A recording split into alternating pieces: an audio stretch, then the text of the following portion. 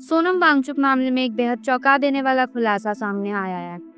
लद्दाख के DGP doctor S Singh Jamwal ने ANI के माध्यम से बताया, हाल ही में उन्होंने एक पीआईओ यानी पाकिस्तान इंटेलिजेंस ऑपरेटिव को गिरफ्तार किया है, जो सोनम वांगचुक के लगातार संपर्क में था और उनसे जुड़ी जानकारी पाकिस्तान भेजता था।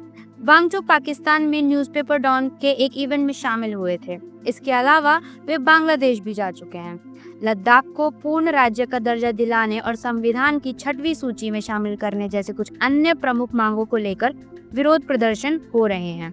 डीजीपी का कहना है कि वांगचुक ने प्रदर्शनकारियों को उकसाने के लिए अरब स्प्रिंग, बांग्लादेश और नेपाल में हुए जेनजी प्रोटेस्ट के हिंसक विरोध प्रदर्शनों का हवाला दिया। अरब स्प्रिंग का संदर्भ देना यह दर्शाता है कि यह साधारण विरोध नहीं बल्कि शासन के खिलाफ एक बड़े विद्रोह की योजना है। सोनम वांगचुक पर FCRA foreign contribution regulation act के उल्लंघन का आरोप है।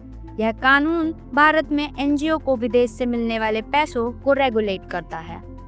केंद्र गृह मंत्रालय ने गुरुवार को students educational and cultural movement of Ladakh SECMOL का FCRA लाइसेंस रद्द कर दिया। सेक्मोल को स्वीडन से लगभग 4.93 लाख रुपए की फंडिंग प्राप्त हुई।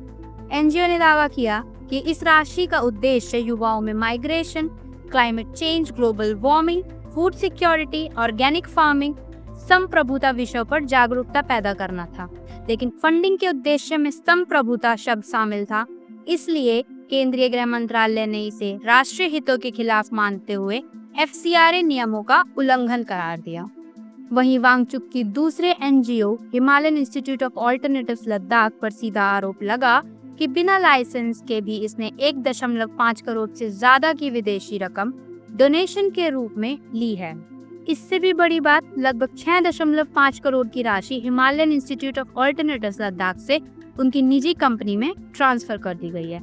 यहाँ फंड की हेराफेरी का शक गहरा गया, जिसकी जांच अब ईडी कर रही है। वांगचुक ने हर आरोप को झूठा बताया। उनका कहना था, यह डोनेशन नहीं, फीस थी। हमने यूएन जैसी संस्थाओं को अपना तकनीकी ज्ञान बेचा, जिस पर हमने टैक्स भी दिया है।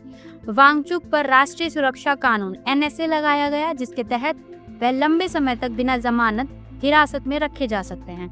लेह में 24 सितंबर को हुई हिंसा में 4 युवकों की मौत हुई थी और 80 लोग घायल हुए थे। घायल हुए लोगों में 40 पुलिसकर्मी भी शामिल हैं। स्थिति को काबू में लाने के लिए अब तक 60 लोगों की गिरफ्तारी हो चुकी है। सुरक्षा व्यवस्था को देखते हुए लेह में 3 दिन का कर्फ्यू लगाया गया था, जिसमें शनिवार को दोपहर में 4 घंटे की ढील दी गई ताकि लोग आवश्यक वस्तुओं की खरीदारी कर सकें। वांगचुक को शुक्रवार दोपहर पुलिस ने उनके गांव उल्याकटोपो से गिरफ्तार किया। उन्हें एयरलिफ्ट कर राजस्थान की जोधपुर सेंट्रल जेल भेजा गया।